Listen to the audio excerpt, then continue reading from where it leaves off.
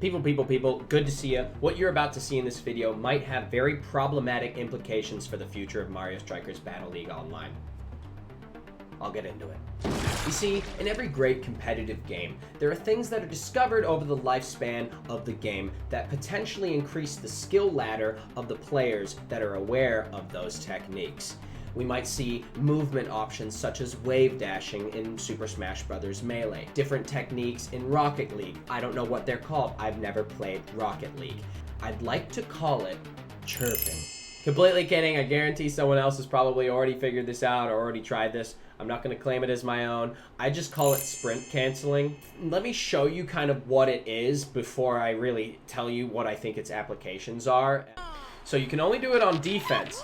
And you'll see right now, while he's shooting, you see this kind of little movement stuff that I'm doing right here? It is costing my energy gauge, as you notice. And so I'm running faster when I do it than if I were to run normally like this. I actually am going a little bit faster because I'm activating my sprint. You can kind of use it to sort of like jitter around the opponent. You can use it to kind of, sometimes you want to hold it down too, but instead of just holding sprint, it's a little easier to just be sort of like tapping and almost baiting whether you're going to sprint.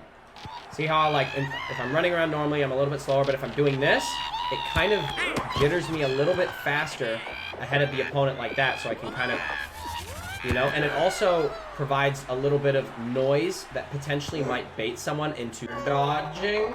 If you're doing it too much like this, it kind of like makes them feel like they're gonna get tackled. Hold it down. Do you see how hard it is for me to turn around while I'm sprinting? Whereas with sprint canceling, you can turn as much as you want. So it's a lot easier to kind of bait out like what you're gonna do. It's not wave dashing. It's not the craziest thing that you've ever seen in the world, right? But it does provide a little bit of extra speed and a little bit of extra mix-up and a little bit of second guessing on your opponent's part. I've had several games where I'm doing this, and I've baited out an earlier dodge, or I've gotten to them a little faster than I want normally. And I think the most obvious aspect of this is the voice effects. Everyone knows that an important part of online gaming is getting in your opponent's head, right? And just completely getting them to a point where they're like, please stop doing that.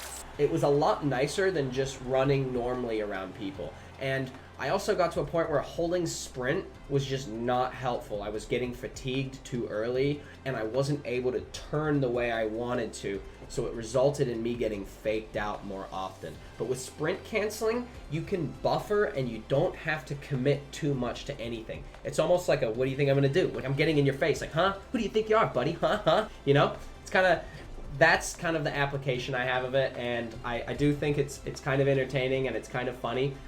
Do I think it's gonna change the meta? I don't think it.